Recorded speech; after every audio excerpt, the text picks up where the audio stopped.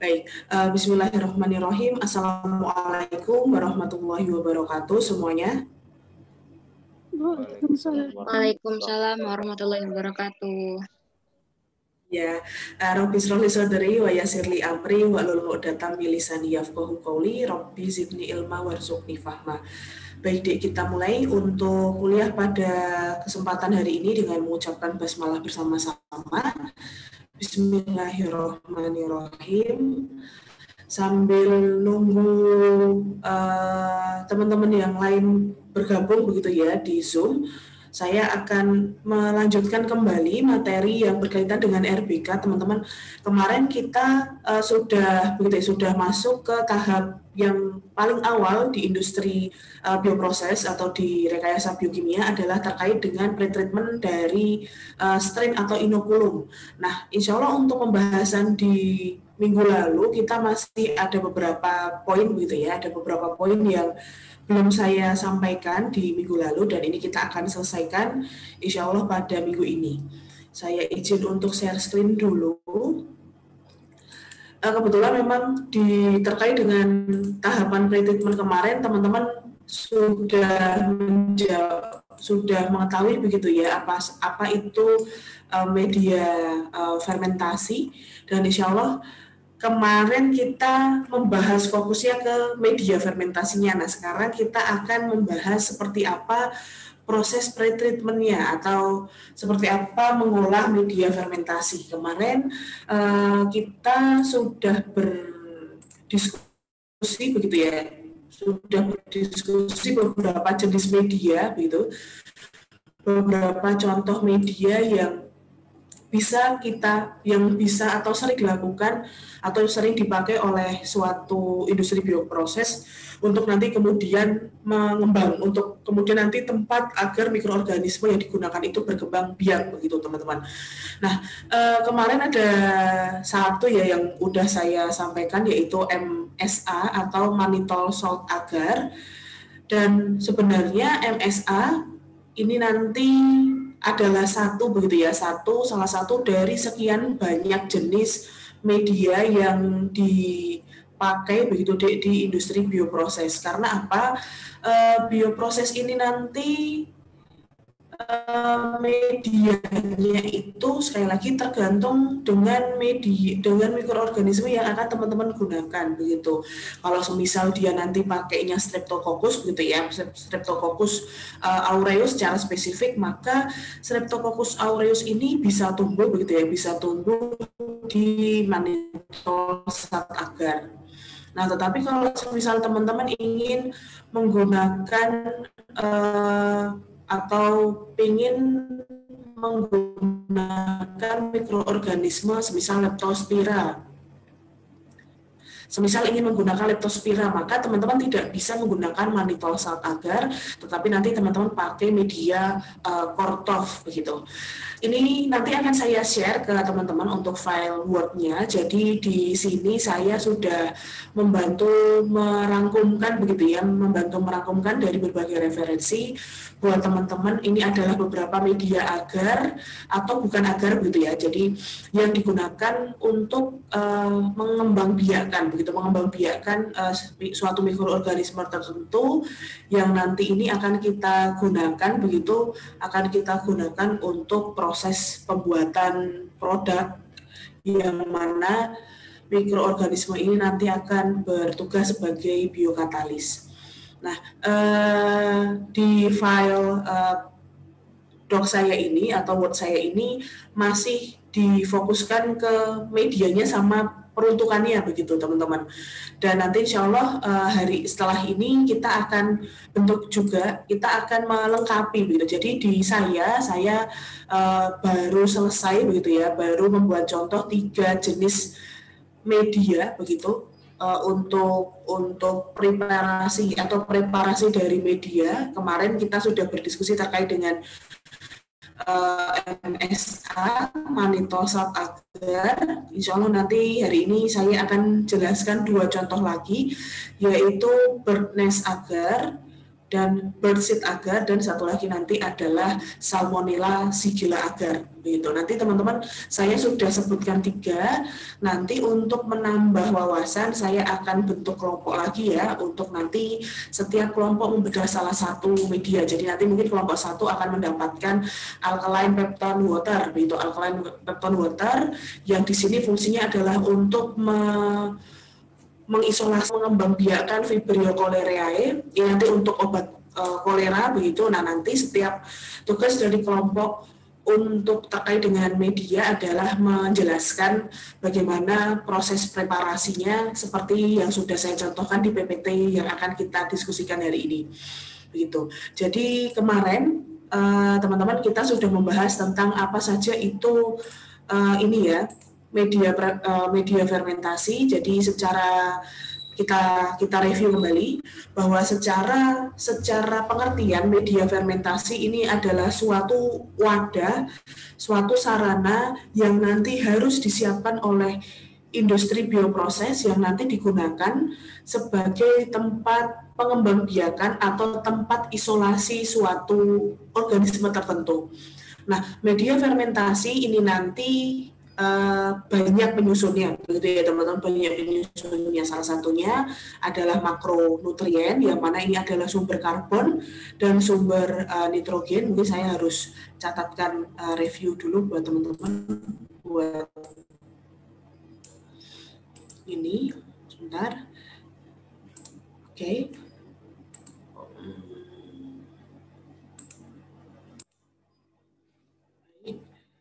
Saya share screen dulu aja, slideshow. Oke, jadi kemarin terkait dengan media fermentasi kita sudah, dokumen saya untuk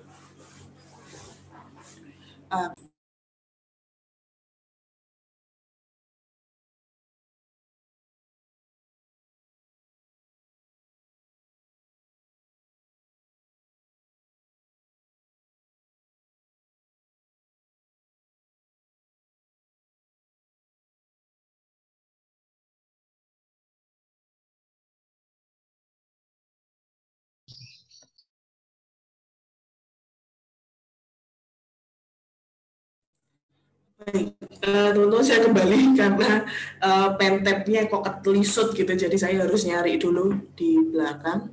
Oke deh, kemarin kita review ya, minggu lalu kita membahas terkait dengan media fermentasi. Apa itu media fermentasi?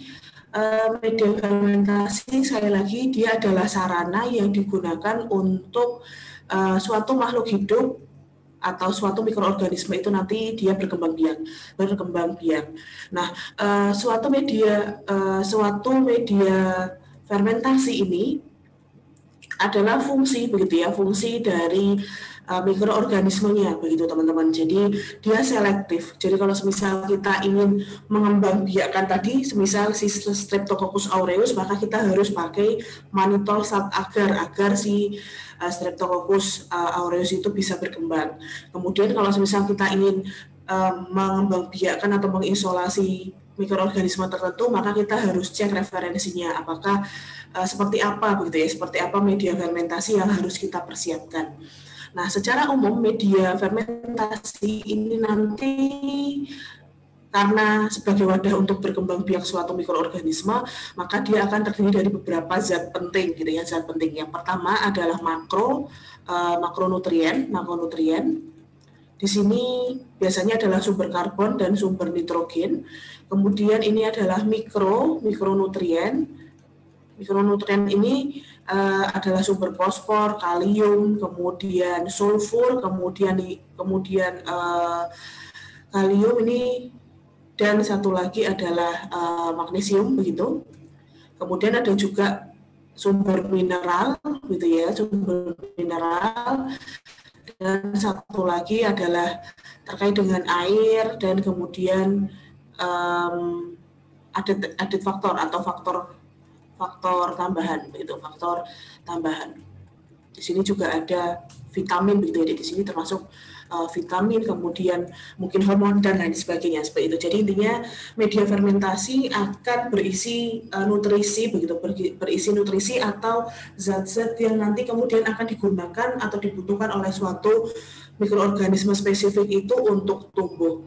Nah, kemarin kita sudah membahas satu jenis media yaitu MSA atau mannitol salt agar.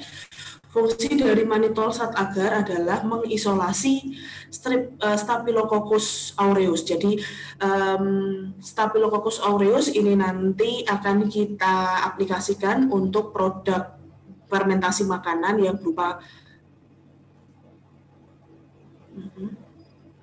yang berupa sosis ya, karena nanti kita menggunakan daging begitu, daging sapi untuk proses pengembangbiakan di mannitol salt agar. Nah, kemarin kita sudah menyinggung sedikit di sini, Dek, tentang komposisi nutrisi yang ada di mannitol salt agar per 1 liter air murni. Jadi ini adalah apa saja yang terkandung begitu ya di dalam mannitol salt agar. Dan kemudian di slide selanjutnya di sini teman-teman akan mengetahui begitu terkait dengan proses atau komposisi penyusun dari mannitol salt agar begitu, mannitol salt agar. Oh ya, silakan itu ada yang ingin ditanyakan? Putus Bu suaranya Bu. Oh iya. Kalau di saya tadi terkait kalau ada notifikasi unstable itu saya nggak ngomong gitu deh, tapi ini posisinya sudah tidak ada notifikasi unstable begitu Rido. Jadi semoga tetap walaupun putus-putus tetap nyambung ya suaranya, atau betul-betul hilang teman-teman yang lain, Rido dan yang lain.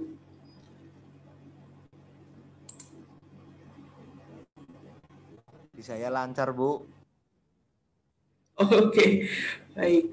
Oke, kita lanjutkan ya. Nanti mungkin Rido kalau semisal ingin mereplay lagi nanti bisa dilihat di YouTube karena saya sudah record begitu deh.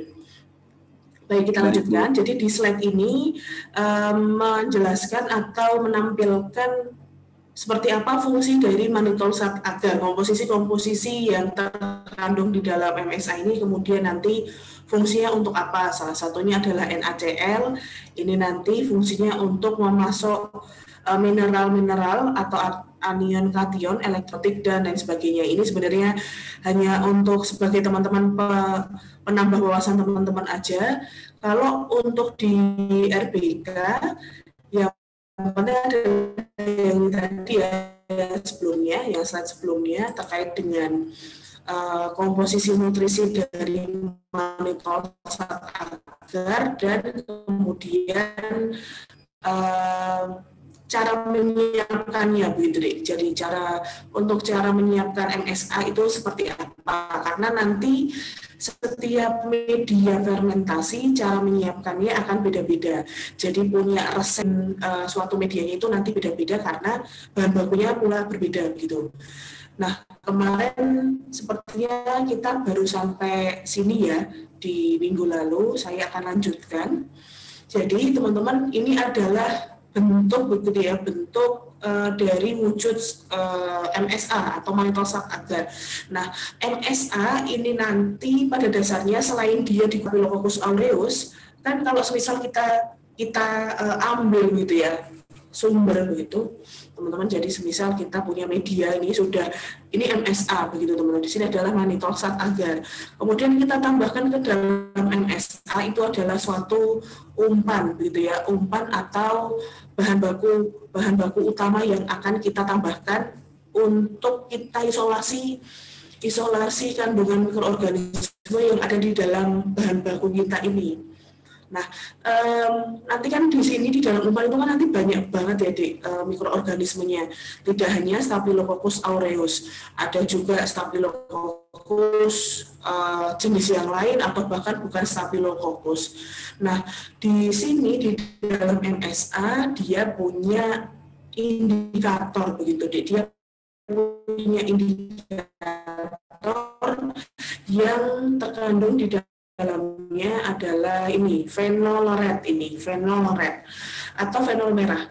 Nah, di dalam manitosat agar ada larutan fenol merah yang ada di dalam komposisinya, sehingga pada saat umpan bahan baku itu masuk dan ternyata bukan termasuk Staphylococcus aureus, maka fenol merah ini nanti akan bereaksi sehingga agar kok ternyata dia berubah jadi merah, maka sampel kita itu nggak terkandung Staphylococcus aureus. Tetapi kalau misal kita masukkan sampel ke dalam media agar kita mungkin sebarkan ke titik-titik rata ke dalam permukaan cawan, ternyata ada dua bagian bagian sini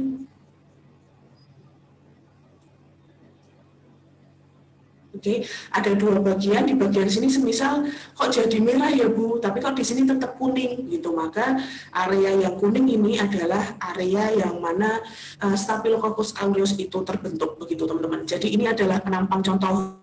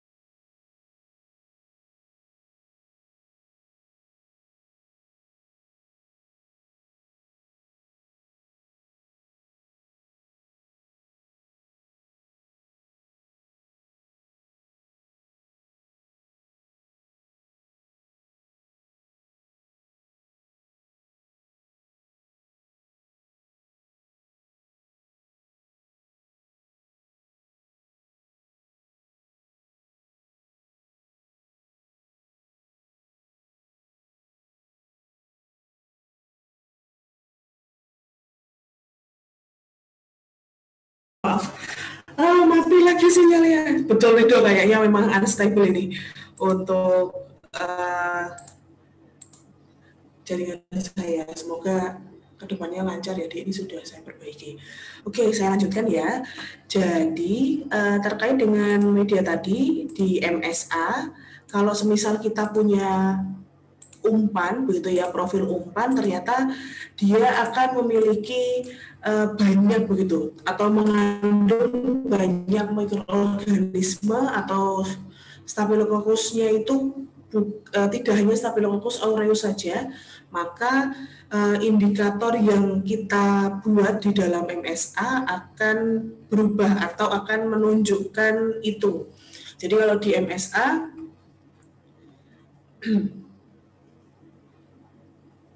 di sini kalau seperti itu, karena MSA ini difungsikan untuk mengetahui atau mengisolasi atau mengembangbiakkan Staphylococcus aureus, maka area merah ini biasanya tidak akan tertumbuh, tidak akan tumbuh suatu mikroorganisme. Begitu. Jadi di gambar ini, kalau yang kuning ini menasus, untuk yang di merah ini menunjukkan Serratia marcescens begitu ya, untuk area yang kita kasih fenol merah. Seperti itu untuk manitol sat agar, teman-teman, yang bisa saya perkenalkan ke kalian. Dan lanjut ya, untuk gimana menyiapkan MSA begitu. Nah, cara menyiapkan media fermentasi seperti yang saya sampaikan tadi, dia akan memiliki fungsi dari mikroorganismenya. Jadi komposisi resep untuk menyiapkan satu media fermentasi dengan media yang lain itu nanti akan berbeda-beda tergantung kita ingin isolasi apa, dan biasanya makhluk hidup itu ada di bagian makhluk hidup itu tuh ada di mana begitu. Nah, di sini caranya kita untuk menyiapkan media agarnya, teman-teman akan melarutkan 111,02 ke dalam 1 liter air, kemudian direbus hingga larut, kemudian kita akan autoclave. Autoclave itu intinya kita membunuh kandungan-kandungan mikroorganisme yang mungkin ada pada saat proses pembuatan media. Dengan autoclave di 121 derajat Celcius selama 15-20 menit.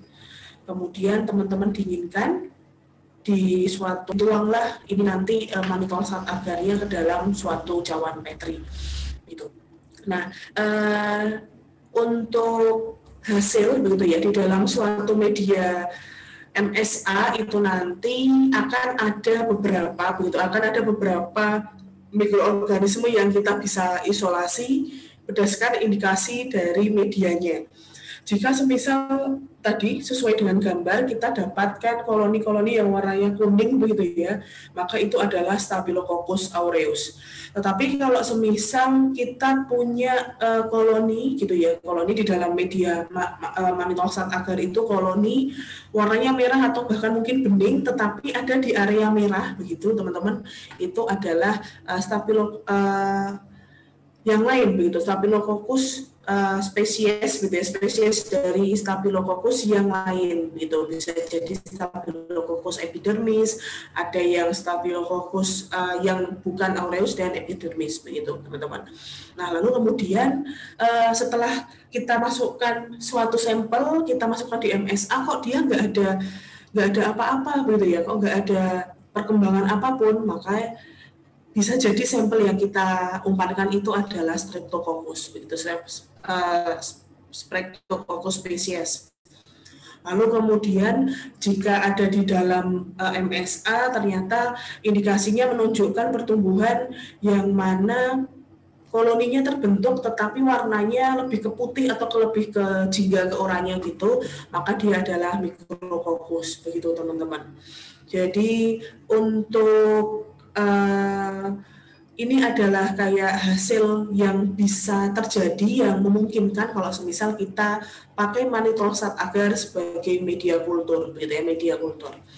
Dan secara fungsi utama adalah memang MSA kita gunakan untuk menumbuhkan Staphylococcus aureus. Seperti itu untuk MSA. Kemudian yang kedua adalah bird nest agar. Kalau MSA untuk Staphylococcus, kalau bird nest agar ini nanti kita akan gunakan untuk mengisolasi atau untuk mengetahui kandungan Cryptococcus neoforman begitu. Cryptococcus neoforman. Cryptococcus neoforman biasanya digunakan di industri farmasi begitu, teman-teman.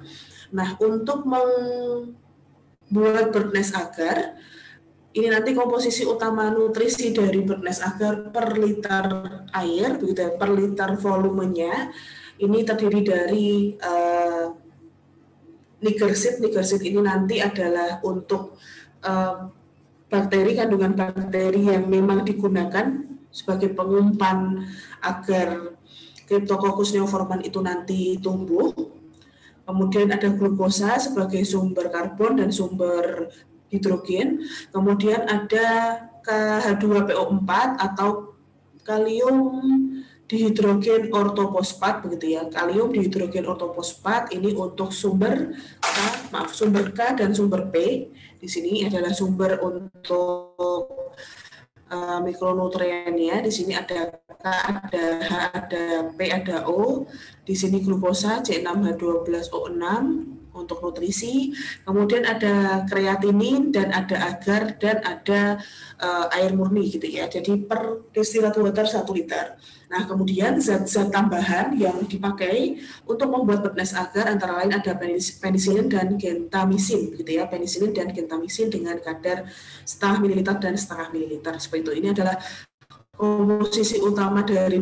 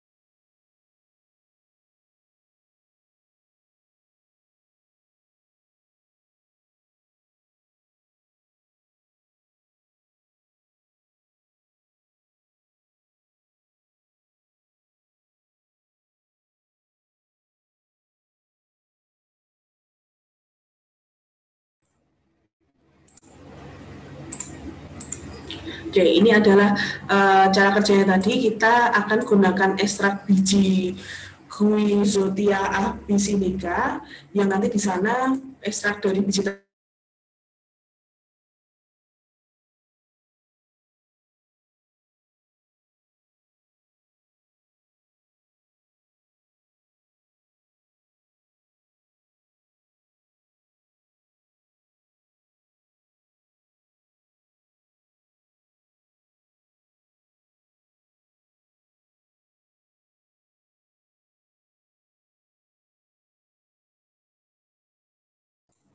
mohon maaf karena sinyal saya kok nggak stabil nih, tumben.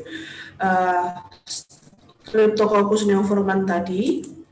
Nah, kemudian selanjutnya setelah kita mengekstrak biji dari Guizotia abyssinica, kemudian aksi dari fenoloksidase ini terhadap asam kafein menghasilkan produksi melanin gitu ya, yang diserap oleh dinding sel ragi membentuk suatu pigmentasi coklat kemerahan. Dan glukosa di sini adalah sebagai sumber energi dalam media.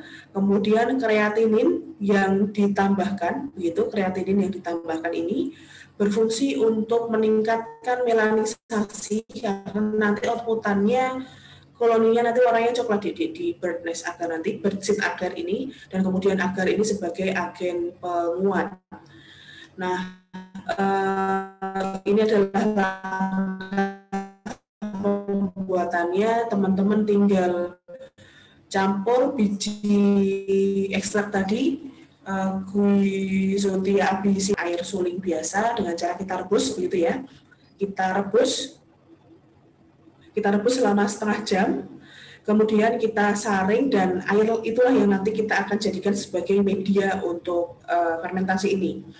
Nah, setelah disaring, filtrat atau airnya kita autoclave dulu, teman-teman, selama 15-20 menit di suhu 110 derajat Celcius. Kemudian kita dinginkan. Kemudian kita tambahkan faktor tambahan yaitu penisilin dan gentamisin tadi masing-masing setengah mililiter per 100 mililiter agar benih burung gitu ya, atau persit agar ini. Kemudian dicampur dan tuang deh ke cawan Petri. Nah, ini adalah hasil begitu ya. Jadi koloni dari Cryptococcus neoformans ini nanti warnanya coklat dengan bentuk koloni titik-titik begitu nih, Cryptococcus neoformans ini. Ini adalah contoh outputannya, sehingga kalau dia positif dalam artian bekerja begitu ya medianya, ini nanti terbentuk koloni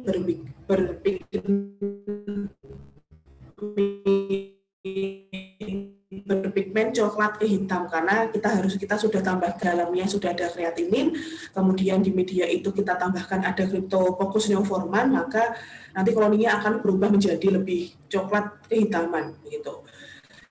Nah, kalau negatif teman-teman, jadi ada nih di dalam sini juga nanti tumbuh koloni, tetapi kok warnanya nggak coklat begitu ya, warnanya nggak coklat, tidak hitam gitu. Maksud saya dia tidak ada pigmennya, padahal di dalam formula BSA ini dia punya kreatinin tadi. Nah, kok ternyata ada, tapi kok nggak ada warnanya, maka bisa jadi yang tumbuh di situ adalah jenis Cryptococcus yang lain, antara lain Cryptococcus laurenti atau mungkin malah justru mikroorganisme yang lain seperti Saccharomyces cerevisiae, E. coli, dan lain sebagainya.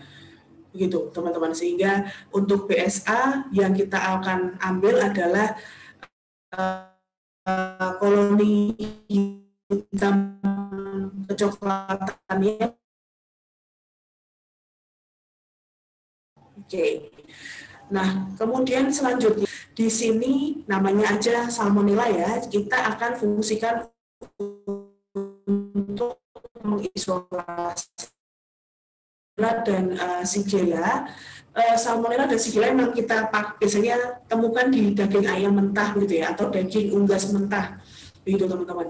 Nah, Salmonella Shigella dan Salmonella SP dan Shigella SP ini nanti kita akan gunakan juga sebagai media fermentasi untuk produk gitu ya, produk yang kita relate. Coba nanti teman-teman cari apa yang di produk fermentasi apa yang menggunakan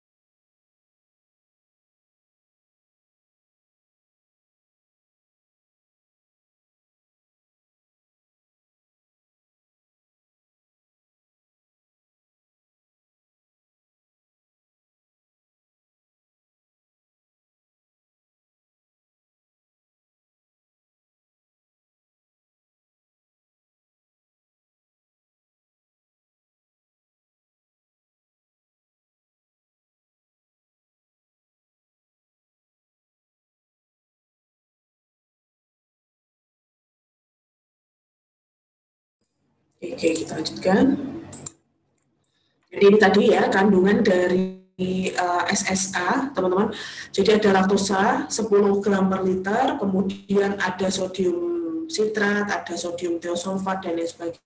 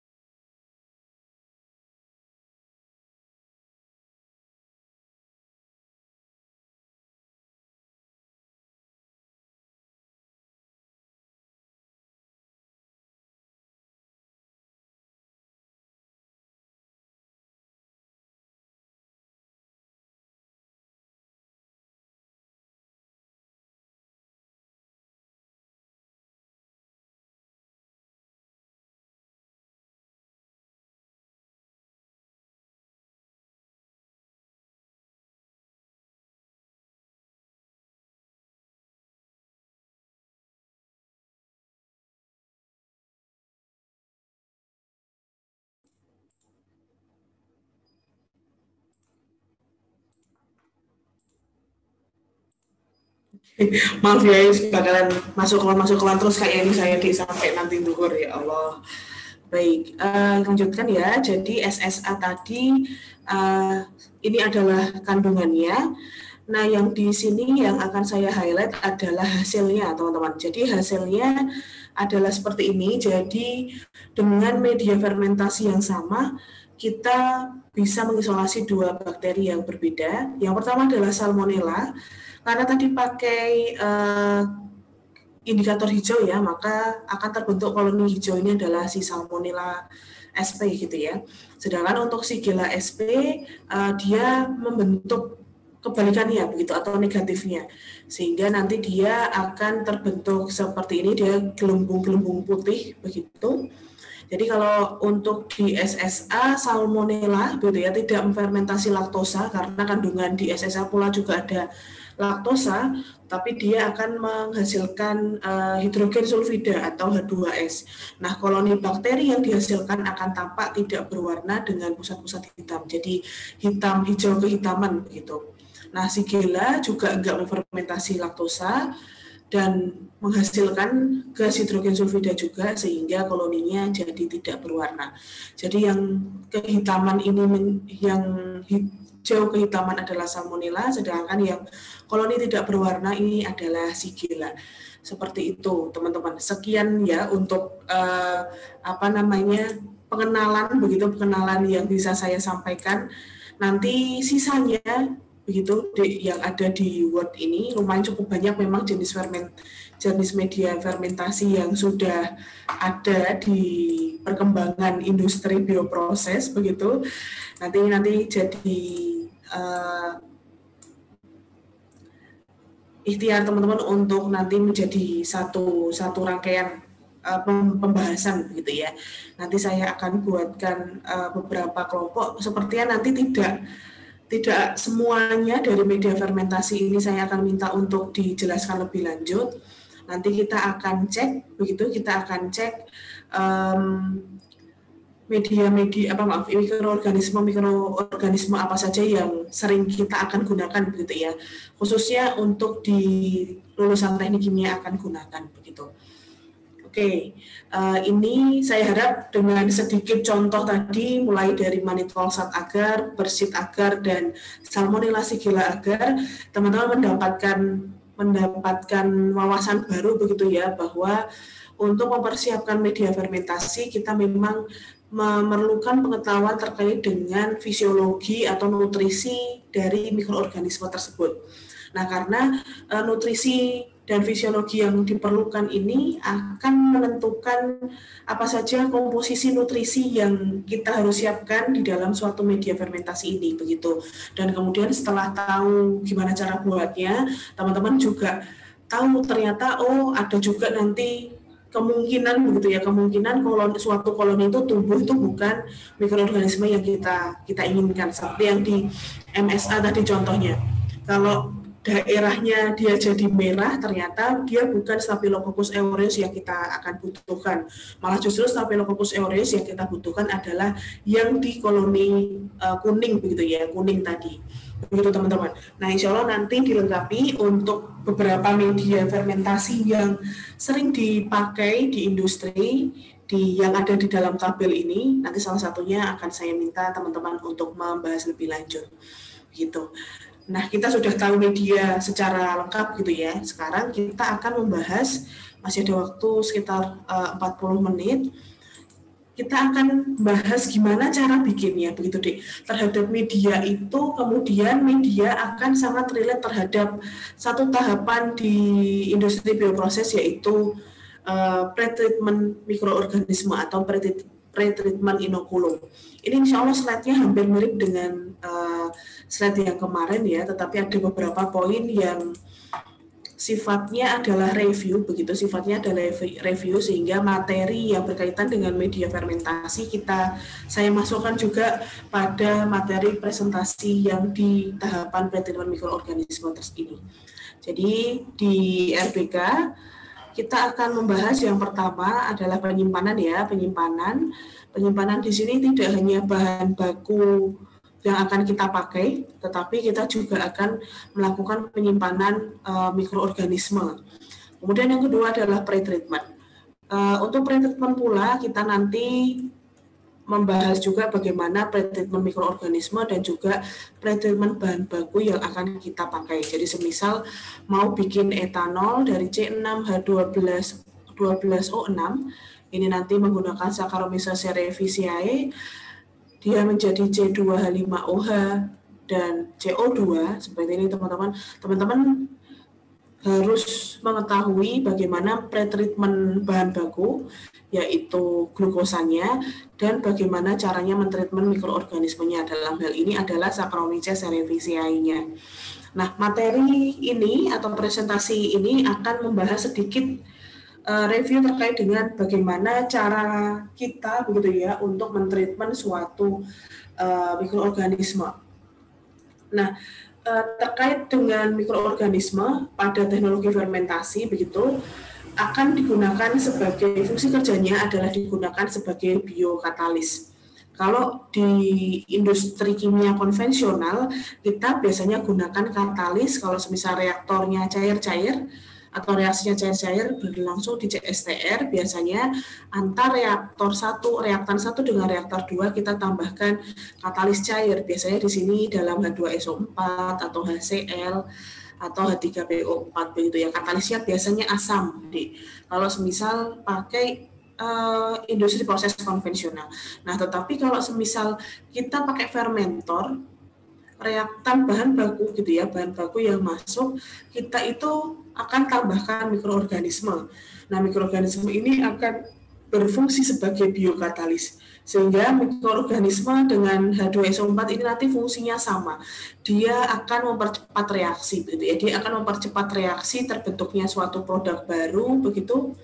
Suatu produk baru dengan dia tidak merubah gitu ya, dia tidak berubah strukturnya. Jadi H2SO4 keluar ya akan tetap H2SO4 dan mikroorganisme masuk dalam bentuk mikroorganisme, keluar pula juga dalam bentuk mikroorganisme, sehingga proses prosedural kenapa kok bahan baku ini berubah menjadi produk di dalam suatu fermentasi, karena bahan baku itu kita cerna begitu, mikroorganisme itu mencerna bahan baku tersebut dengan sistem metabolisme dia yang sangat istimewa begitu ya, dia yang istimewa sehingga hasil sekresi begitu ya, hasil metabolisme dari mikroorganisme itu adalah produknya begitu. Nah, itulah kenapa di dalam suatu industri fermentasi mikroorganisme ini penting begitu teman-teman. Jadi kalau semisal mikroorganismenya di dalam fermentor tuh tahu-tahu di mana minimnya pengetahuan terkait dengan mikroorganisme itu ya, nanti memungkinkan di dalam fermentor tahu-tahu mikroorganismenya mungkin mati, atau mungkin dia kekurangan nutrisi begitu, atau mungkin dia malah justru kebalikannya, dia overproduksi, dia sering tumbuh banget gitu ya, tumbuhnya pesat tetapi nutrisinya sedikit begitu. Jadi karena adanya kekurangan nutrisi atau mungkin karena ketidaksesuaian kondisi dia tumbuh, bisa jadi dia bisa mati begitu di dalam fermentor, karena operator dari fermentasi ini tidak mengetahui dari ciri-ciri mikroorganisme itu. Nah, di dalam step ini pretreatment mikroorganisme itu penting karena kita sekali lagi selain mengetahui pengetahuan terkait dengan media fermentasi yang kemarin dan tadi, kita juga bisa mengetahui apa saja yang harus dilakukan begitu. Apa saja yang kita akan lakukan terhadap mikroorganisme itu agar dia siap, agar dia nanti terjaga kinerjanya, performanya di dalam fermentor, agar dia selalu bisa begitu ya, selalu bisa merubah bahan baku yang kita masukkan menjadi produk yang kita inginkan begitu teman-teman. Nah, ini adalah salah satu cara kerja begitu ya, cara kerja tadi mikroorganisme, bagaimana caranya dia merubah suatu bahan baku menjadi suatu produk. Jadi dia akan dilakukan proses metabolisme di dalam tubuh dari mikroorganisme tersebut. Nah, ini adalah mungkin poin begitu ya, poin-poin penting yang menjadi hal baik begitu teman-teman, hal baik. Kenapa toh kok kita lebih memilih menggunakan mikroorganisme sebagai biokatalis dibandingkan zat kimia yang lain. Yang pertama adalah mikroorganisme itu kita bisa atur laju pertumbuhannya, begitu teman-teman. Kita bisa atur laju pertumbuhannya, kita bisa hitung, oh ternyata dia optimal atau maksimal pertumbuhannya itu di laju sekian, maka itu yang kita bisa adjust di dalam fermentor. Tetapi kalau kita di sisi lain, kalau semisal kita gunakan CSTR dengan katalis asam ya, katalis cair, ini katalis cair itu kita tidak bisa atur begitu. Jadi performa dari keluaran produk di industri kimia konvensional begitu ya, di industri kimia konvensional ya sekali lagi tergantung kualitas dari katalis cair yang dimasukkan. Kalau misal ini fasenya cair-cair begitu. Tetapi kalau kebalikannya, kalau di fermentor ini kita bisa atur deh. Jadi kalau semisal ternyata mikroorganismenya itu dia performanya belum bagus nih di satu batch reaksi tertentu, kita bisa edit gitu ya, kita bisa memperbaiki gitu, bisa memperbaiki kinerja dari mikroorganisme ini dengan cara mungkin kita tingkatkan nutrisi yang ada di dalam media fermentasi sebelum dia masuk ke fermentor, atau mungkin kita tambahkan nutrisi yang ada di dalam fermentor agar mikroorganismenya bisa tumbuh dengan lancar dan sebagainya begitu. Jadi banyak langkah gitu deh, banyak langkah yang kita bisa sebagai sebagai mitigasi atau pencegahan agar si mikroorganisme ini tetap berjalan secara baik begitu. Itu adalah poin plus yang pertama. Jadi kita bisa lakukan pengaturan gitu ya, pengecekan laju pertumbuhan di mikroorganisme. Selain itu pula mikroorganisme itu mudah beradaptasi begitu ya, mudah beradaptasi. Sekali lingkungannya bagus begitu ya, dia langsung bisa mudah beradaptasi. Tetapi di sisi lain dia juga akan tidak gampang beradaptasi di lingkungan yang sangat ekstrim bagi tubuh mikroorganisme tersebut. Nah, kemudian yang ketiga, keuntungan kita menggunakan mikroorganisme adalah dari sisi bentukannya ya, dari sisi perolehannya. Mikroorganisme itu teman-teman bisa dapatkan di mana saja begitu deh. Secara sejatinya itu bisa teman-teman dapatkan di mana saja. Tetapi kalau misal di industri kimia konvensional kan kita beli sulfa, beli asam klorida sebagai katalis cair gitu ya. Itu harus beli di suatu pabrik yang mana memang kita sekali lagi nanti ekonominya tinggi begitu, ekonominya tinggi. Tetapi kalau kita di mikroorganisme kita bisa isolasi dari makhluk hidup yang ada di sekitar kita. Tidak hanya makhluk hidup fresh ya, tetapi kita juga bisa ambil dari alam, bisa dari tanah, bisa dari pohon, bahkan mikroorganisme itu nanti kita bisa ambil dari sampah gitu deh. Jadi dari sisi ekonomi sudah sangat bertolak belakang banget gitu ya antara katalis konvensional dengan biokatalis ini. Dalam hal ini adalah mikroorganisme. Kemudian selain itu keuntungan menggunakan mikroorganisme antara lain ya kandungan proteinnya tinggi, dia bisa menghasilkan produk yang tinggi walaupun prosesnya sederhana begitu. Kemudian kita bisa manipulasi tadi ya kecepatan laju alir tumbuhnya dan lain sebagainya begitu. Dan paling penting juga di nomor 8, mikroorganisme itu dia tidak toksik begitu deh. Jadi dari sisi keamanan dia terhadap lingkungan itu juga bisa dijempoli gitu ya, bisa diacungi jempol karena mikroorganisme dari makhluk hidup dia pun hasil sekresinya juga penting begitu atau masih bermanfaat kalau misal kita buang ke lingkungan. Begitu teman-teman. Ini adalah poin-poin utama begitu ya terkait dengan keuntungan kita menggunakan mikroorganisme sebagai biokatalis. Nah, selanjutnya terkait dengan treatment dari mikroorganisme. Nah, ini tadi adalah syarat-syarat dari mikroorganisme atau inokulum yang kita akan pakai di industri fermentasi. Yang pertama, dalam teknologi fermentasi, mikroorganisme menentukan gitu ya, penentu banget berhasil atau tidaknya proses dari bioteknologi ini. Kemudian teman-teman terkait dengan syarat juga teman-teman diminta untuk bisa memilih seperti apa toh mikroorganisme yang tepat ini dengan cara kriterianya begitu ya, kriterianya dia bisa menghasilkan produk yang baik. Jadi kalau semisal dia bisa menghasilkan produk yang baik, kemudian dia bisa bermetabolisme yang baik, itu adalah mikroorganisme yang kita akan pilih begitu. Nah, pertimbangan pemilihan adalah dalam poin-poin ini. Jadi yang pertama, mikroorganisme di dalam inokulum itu harus bisa menghasilkan suatu produk gitu ya.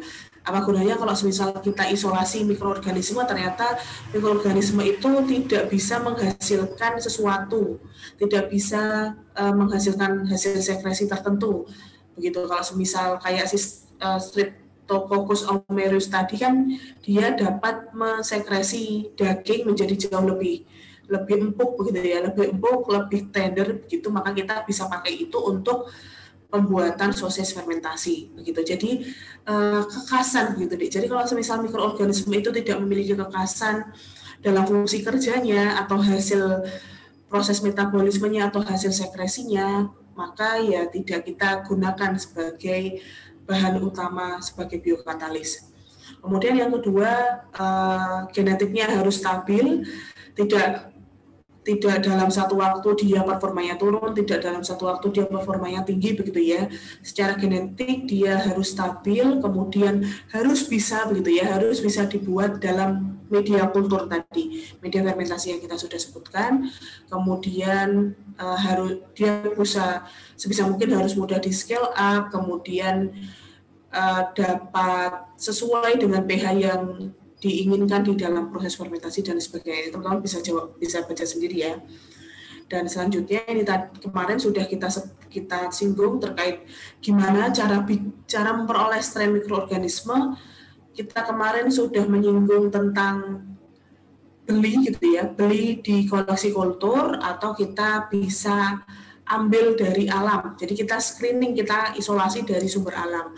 Nah, perkembangannya ternyata teman-teman untuk memperoleh suatu strain mikroorganisme, ternyata kita bisa tambahkan 3 tahapan lagi untuk pengisolasian mikroorganisme tersebut, yaitu kita bisa bikin rekayasa genetika, kita bisa lakukan mutasi, dan kita bisa menerapkan teknologi biologi sel begitu.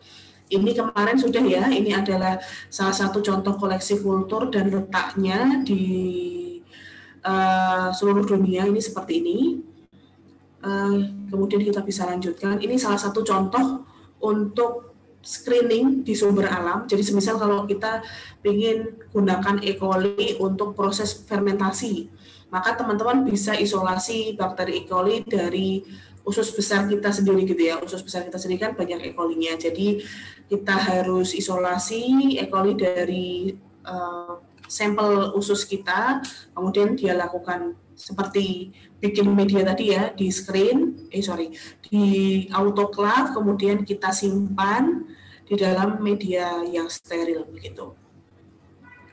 Nah, ini adalah rekayasa genetika. Jadi kalau rekayasa genetika itu yang kita ambil sampel DNA dari suatu bakteri, kemudian kita coba untuk merubah susunan protein yang ada di dalam DNA bakteri tersebut, sehingga nanti dia membentuk suatu DNA bakteri yang berbeda. Nah, nanti DNA itu nanti akan kemudian menjadi bakteri yang baru atau bakteri yang baru dengan sifat kimia yang baru, begitu disebut dengan rekayasa genetika ya, Dik.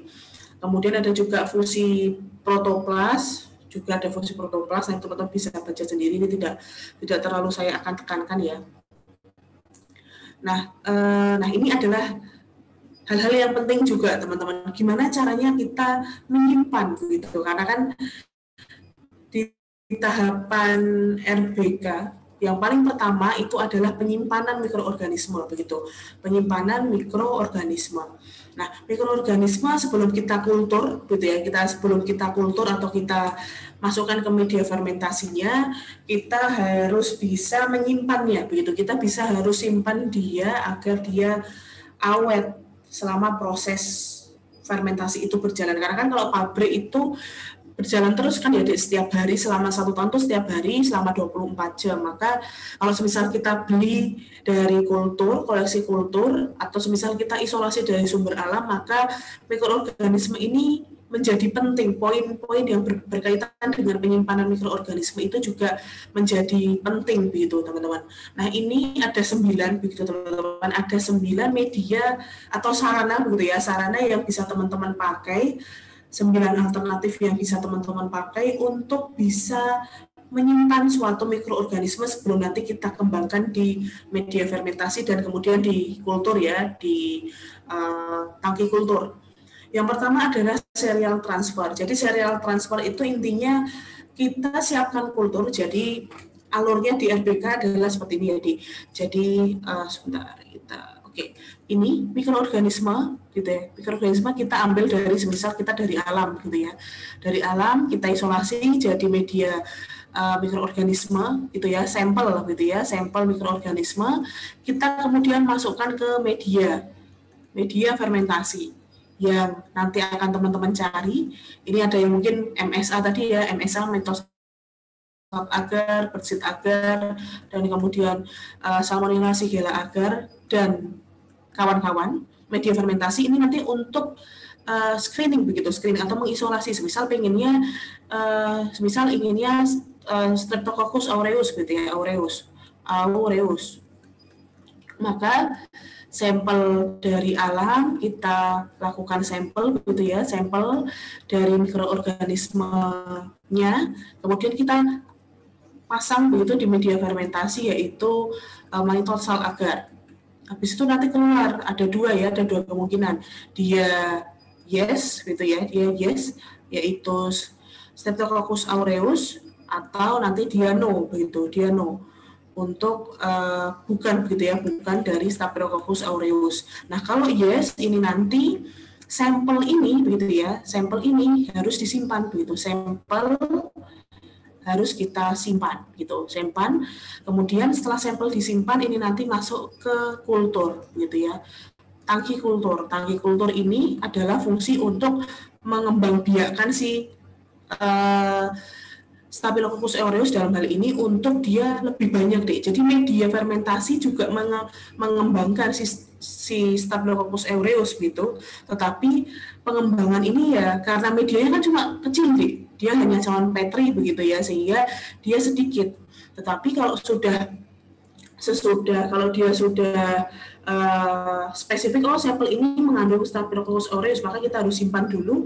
Kita akan kultur skala produksinya gitu ya, skala industrinya adalah di tangki kultur, nanti yang akan kita bahas setelah ini. Nah, untuk sampel disimpan itu ini teman-teman pakai 9 cara yang ada di slide ini. Yang pertama tadi adalah serial transfer. Kalau serial transfer itu nanti ceritanya kultur itu diencerkan dari satu tub ke tub yang lain, sehingga nanti tuh dia akan senantiasa tumbuh gitu deh. Walaupun kita simpan tuh tapi dia tumbuh. Kita tulis ya. Jadi kalau serial transfer serial transfer ini tuh teman-teman punya beberapa cawan begitu ya, beberapa cawan tangki begitu. Nah, ini nanti pertama ini cairan kulturnya dari tangki nomor 1. Cairan kulturnya kita alirkan di sini dengan selang waktu tertentu, kemudian diumpankan kembali ke tangki yang kedua. Di dalam tangki yang kedua itu nanti kan fresh ya, kondisi habitatnya kan fresh. Nanti di sini dia akan tumbuh lagi. Dia akan tetap tumbuh di tangki kedua. Di sini jenuh, kita pisahkan lagi ke tangki 3 dengan nanti waktu yang tertentu juga seperti itu terus teman-teman. Serial kultur itu intinya, serial transfer itu intinya kita transfer kultur di satu wadah ke wadah yang lain untuk menjaga bahwa kultur yang ada di dalam media ini itu selalu tumbuh gitu ya, tidak mati begitu. Itu untuk serial transfer. Lalu yang kedua adalah penyimpanan dengan agar miring, jadi disimpan di dalam agar seperti halnya di media fermentasi. Nah, kemudian bisa disimpan di dalam air suling, bisa disimpan di dalam minyak, bisa dikering bekukan juga media itu, atau mikroorganisme kita bisa kering bekukan dengan menggunakan freeze dryer. atau misalnya kita bisa keringkan di dalam silika gel, kita bisa simpan di tanah, kita bisa simpan di larutan gliserol 10-20%, dan kita bisa simpan di dalam nitrogen cair. Jadi ada 9 cara begitu teman-teman untuk menyimpan sampel mikroorganisme sebelum nanti masuk ke tangki kultur untuk dia dikembangkan secara skala banyak begitu. Nah, ini terkait dengan inokulum, tadi kemarin sudah ya, penyimpanan inokulum ini adalah sel gitu ya, jadi nanti mikroorganisme itu, jadi kalau dari alam tadi kita masih sebut dengan mikroorganisme, nah mikroorganisme nanti kemudian akan ganti nama disebut dengan inokulum begitu teman-teman. Disebut inokulum kalau semisal dia sudah masuk ke dalam fermentor gitu ya. Disebut dengan inokulum kalau semisal dia sudah nanti masuk menuju ke media fermentasi. Itu disebut dengan inokulum. Tetapi karena inokulum itu nanti terkandungnya spesifik gitu ya. MO-nya itu nanti dia spesifik begitu teman-teman. Jadi kalau semisal yang mikroorganisme awal ini kan mungkin masih daging gitu ya. Mikroorganisme yang ada di dalam daging sapi. Ternyata setelah kita lakukan media fermentasi dan lain sebagainya, ternyata daging sapi ini ada inokulum Streptococcus aureus. Gitu. Nanti selanjutnya maka kita sebut inokulum Streptococcus aureus, inokulum Streptococcus aureus yang masuk ke dalam fermentasi atau di media fermentasi dan di tangki kultur, gitu ya, di tangki kultur. Nah, fermentasi memerlukan biakan murni, yaitu biakan di mana sel-selnya berasal dari pembelahan sel tunggal. Biakan murni adalah suatu populasi yang terdiri dari satu macam mikroba saja. Dari satu macam mikroba saja itu disebut dengan inokulum. Jadi satu spek saja si Streptococcus aureus yang akan kita gunakan, gitu. Nah ini inokulum dan seed fermentor. Tangki kultur disebut juga seed fermentor, teman-teman. Jadi inokulum adalah tadi ya sediaan mikroba yang sudah disimpan dalam suatu media tertentu. Ini media fermentasinya ya. Kemudian seed fermentor itu adalah sediaan mikroba yang sudah disimpan ini kita akan tumbuhkan dengan skala besar. Nah, ini disebut dengan seed fermentor. Oke. Nah, ini deh terkait dengan siklus tumbuh ya. Di sini ada kalimat bahwa seed fermentor adalah tempat untuk menumbuhkan secara pesat begitu ya sediaan mikrobia yang akan digunakan di fermentor. Nah, sediaan mikroorganisme ini atau sediaan mikrobia ini akan dilakukan pada saat fase eksponensial. Ini ada kata-kata fase eksponensial. Mungkin kemarin kita belum membahas ini lebih lanjut ya. Terkait dengan laju tumbuh bakteri, teman-teman, begitu ya. Terkait dengan laju tumbuh bakteri, seiring dengan berjalannya waktu, fase tumbuh bakteri itu nanti kita akan bagi menjadi beberapa titik gitu ya. Yang pertama adalah ini.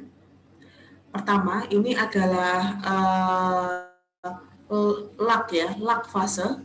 Jadi area sini ini adalah lag fase, lag phase begitu. Sedangkan yang ke sana adalah eksponensial begitu ya, eksponensial growth phase.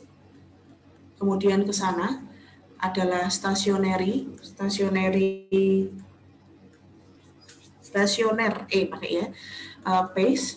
Kemudian ke sana adalah dead phase gitu ya, dead phase.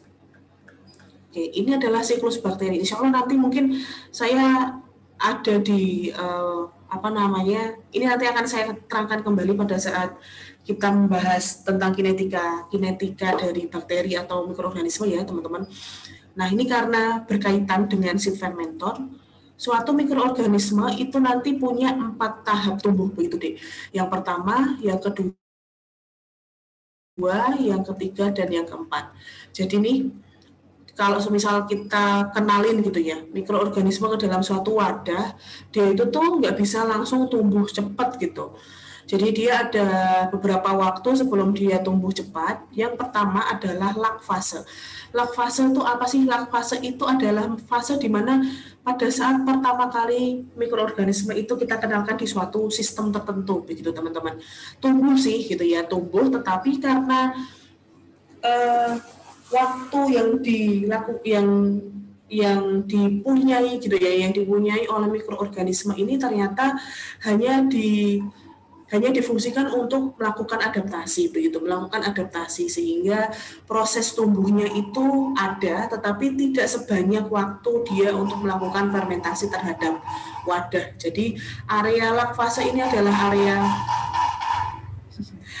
lag fase adalah area untuk di mana mikroorganisme ini nanti akan beradaptasi dengan lingkungannya, sehingga proses terbentuknya atau proses tumbuh gitu ya, proses tumbuh mikroorganisme dari mungkin 1 ke 2, 2 nanti kemudian ke 4, 4 kemudian nanti ke 8 itu nanti akan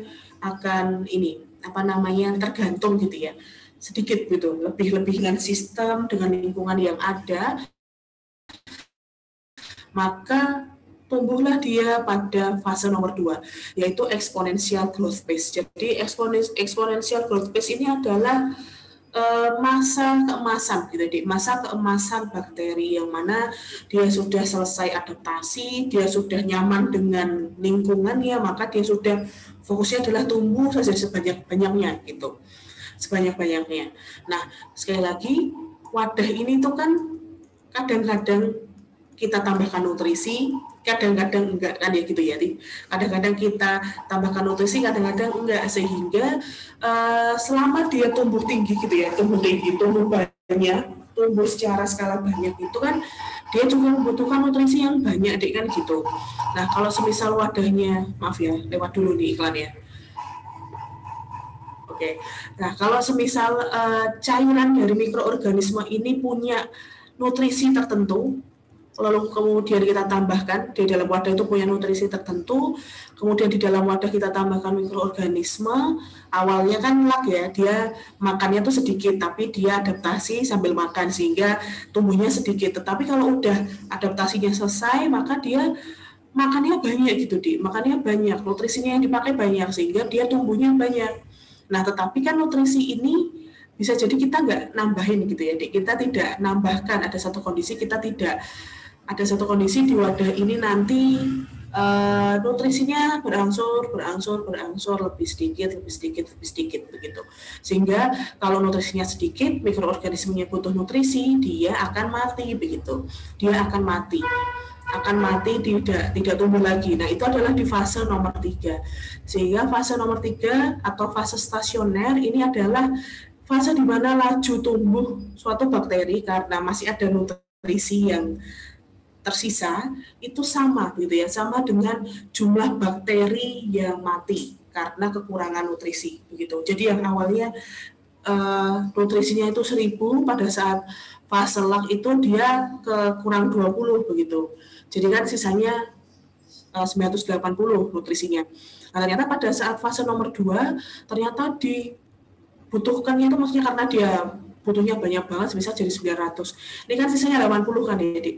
Sisa nutrisinya 80. Nah, di fase ketiga itulah di sini bakterinya sudah 920 begitu. Sudah 920 kali tumbuhnya, sehingga bakterinya nutrisinya yang tersisa masih 80, padahal bakteri yang sudah tumbuh itu sangat banyak, sehingga 80 itu nanti akan terserap di sebagian kecil dari bakteri, sedangkan bakteri yang lain yang tidak dapat nutrisi dia akan mati. Nah, besarnya itu nanti seiring dengan berjalannya waktu dia akan setimbang begitu teman-teman, sehingga masuk ke fase yang ketiga, stationary growth phase.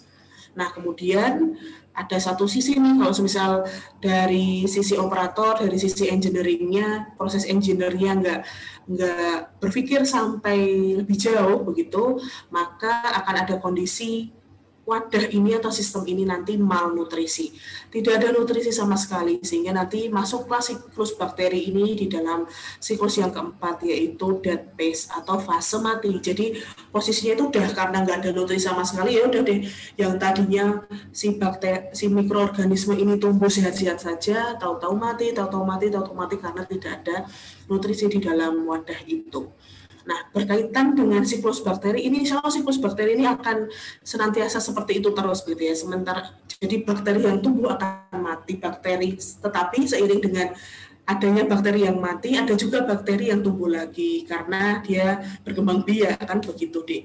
Nah, di dalam 3 ini yang berkaitan dengan seed fermentor ini nanti akan kita hitung lajunya.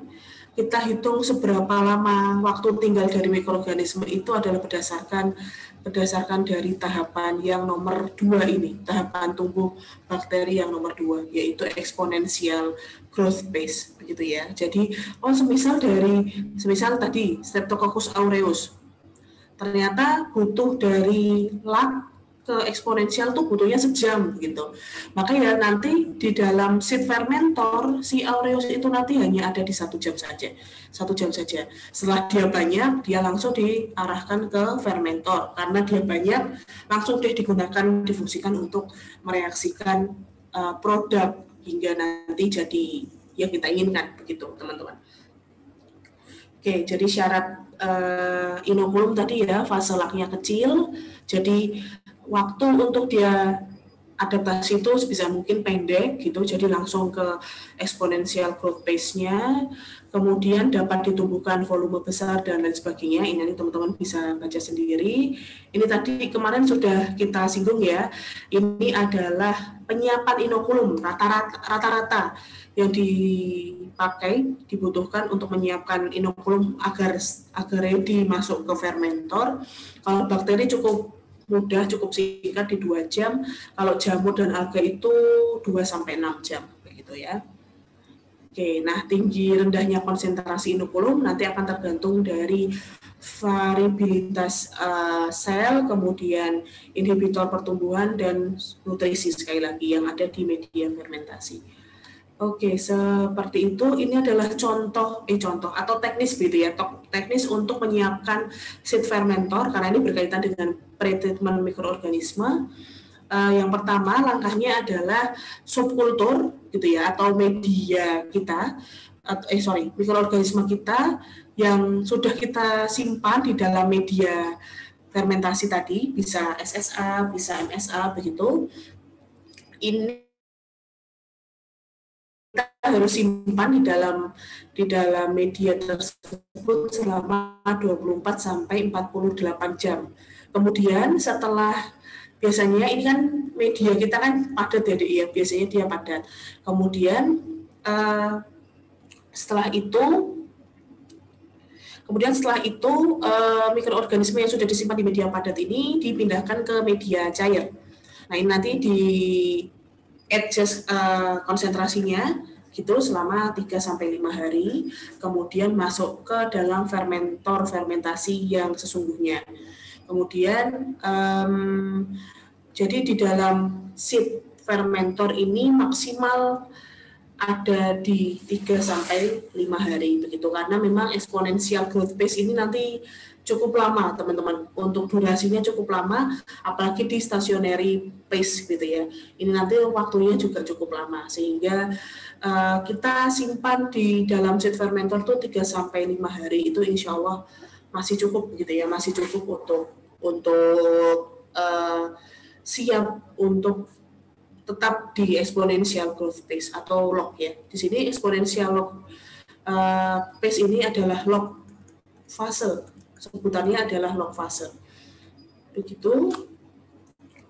Lalu, nah ini adalah mungkin secara grafis ya, seperti ini. Jadi kita punya kultur yang sudah dibekukan, masuk secara media cair, kita simpan di dalam media cair itu, kita tambahkan di kultur media. Jadi dikembangkan secara skala besar.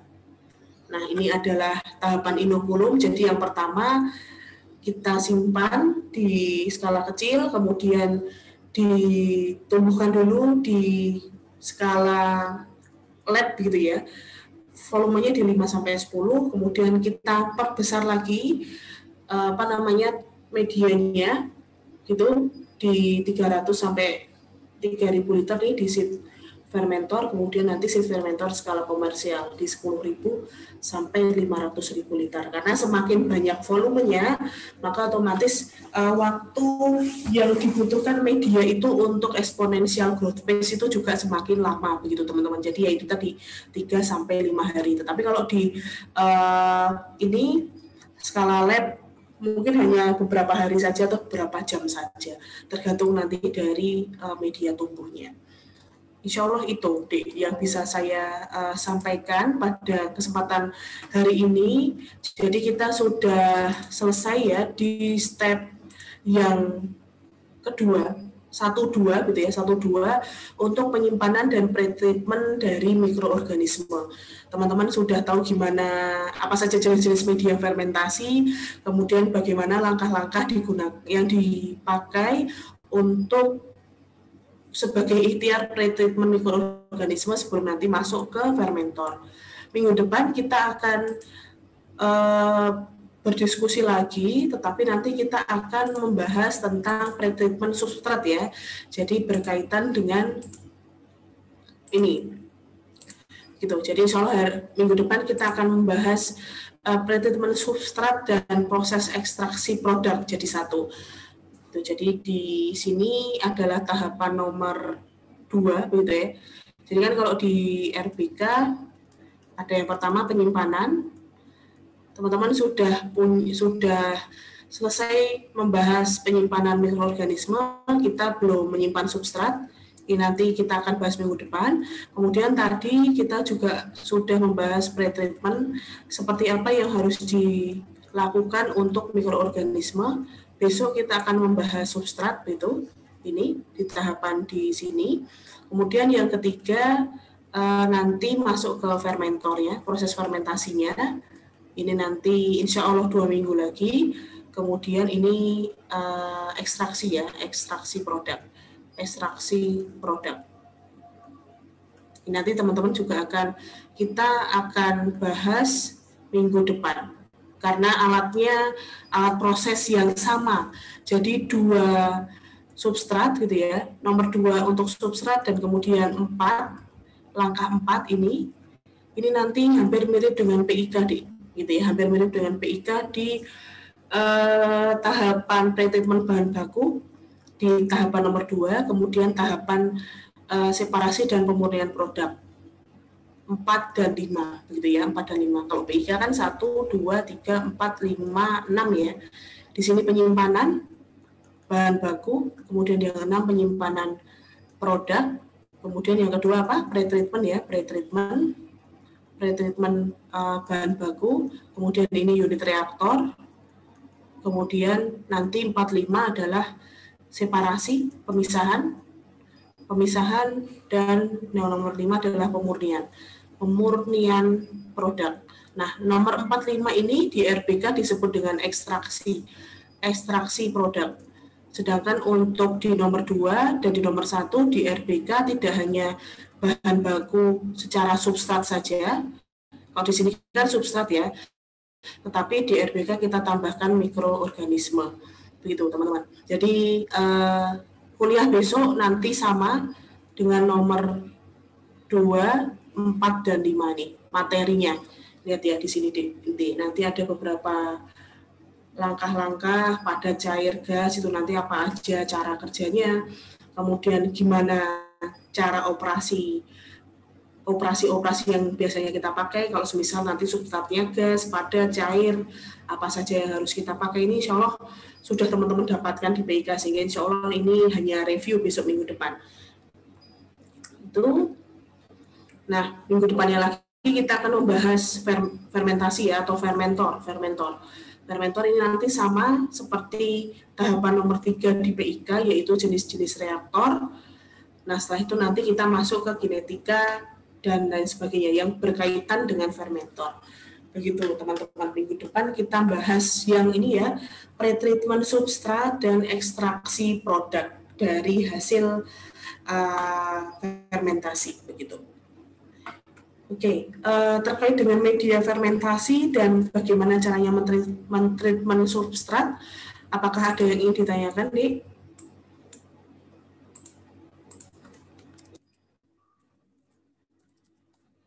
Baik, kalau tidak kita mungkin bisa presensi ya. Teman-teman bisa buka Gateway sambil saya juga buka Gateway saya. Alhamdulillah.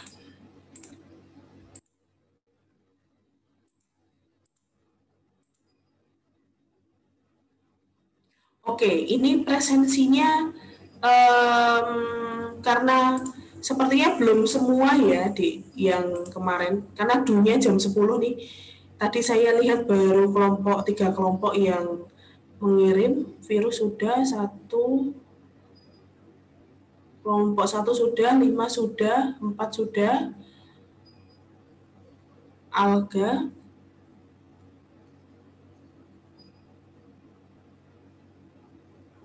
satu, 2, kemudian 4, 5, 6, 3, 1, 3, oke, sudah semua ya, alhamdulillah. Oke, kita presensi 2 kali ya, teman-teman, untuk hari ini. Ini untuk klaim pengerjaan kelompok teman-teman. Ini disebut apa ya, mikroorganisme. Mikrobiologi aja ya, mikrobiologi.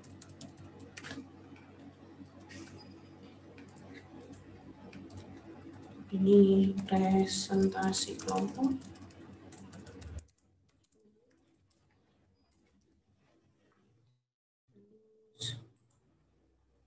Ini, oke, saya buka untuk klaim yang presentasi kelompok ya, teman-teman. Nanti saya buka lagi setelah ini. Saya buka 5 menit dulu yang pertama. Oke, silakan ke display ya, 7GT 8RE4. Saya chat juga kalau ada yang belum. Oke, silakan.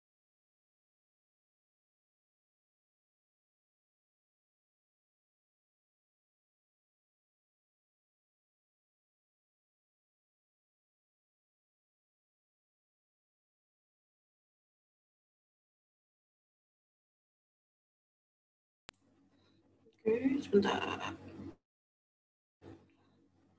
Oke, banyak yang belum ya, silakan. Dulu 2019 ya kebanyakan ini ya, 2018 ya cuma beberapa.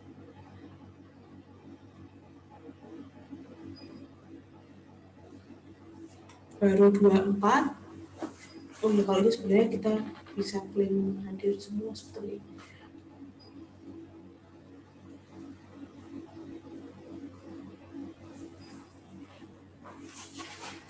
Aduh, di sini cuma 32 yang hadir. Oke.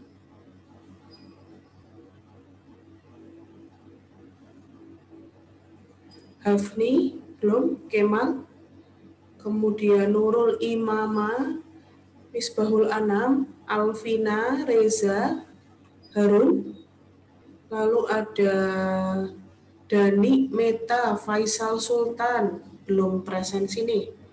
Hadir semua kah? Saya hadir, Bu. Saya hadir, Bu. Ya. Belum bisa akses Gateway atau seperti apa? Lagi proses. Oh iya, baik. Oke, saya tunggu ya. Masih ada waktu 2 menit lagi.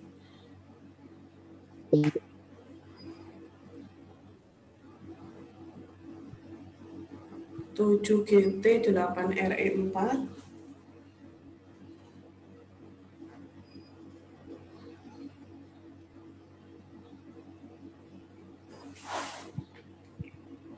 Di sini ada 36 orang. Untuk yang di sini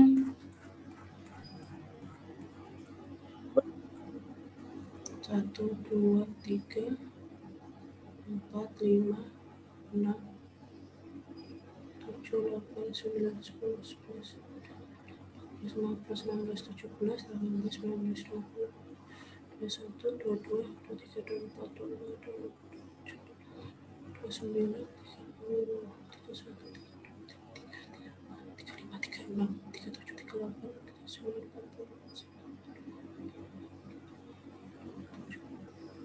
40.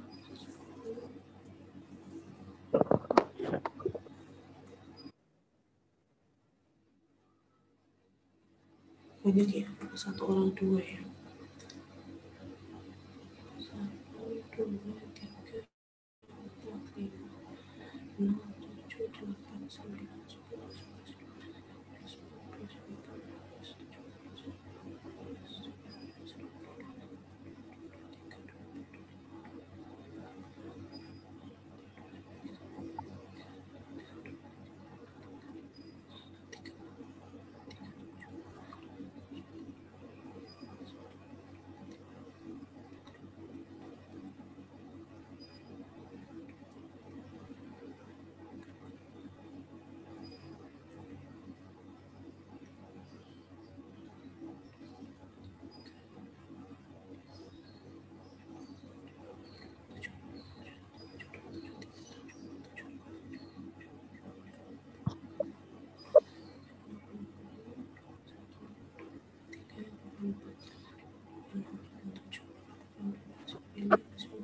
91.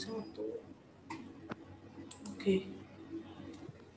Ada yang kesulitan teman-teman untuk presensi tahap pertama? Saya panggil ya yang masih belum presensi mungkin, atau setidaknya kalau ada yang terkendala untuk presensi ini, mungkin saya bisa klaim hadir semua ya, karena kan teman-teman ini presentasi kelompoknya sudah semua begitu. Jadi mungkin ini saya klaim hadir semua aja, nggak apa-apa lah. Kita simpan. Nah, sekarang kita presensi lagi ya untuk kegiatan hari ini, yaitu pre-treatment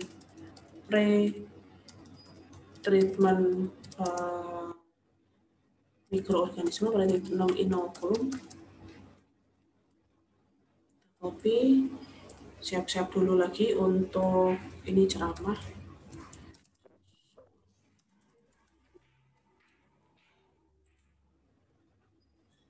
Oke.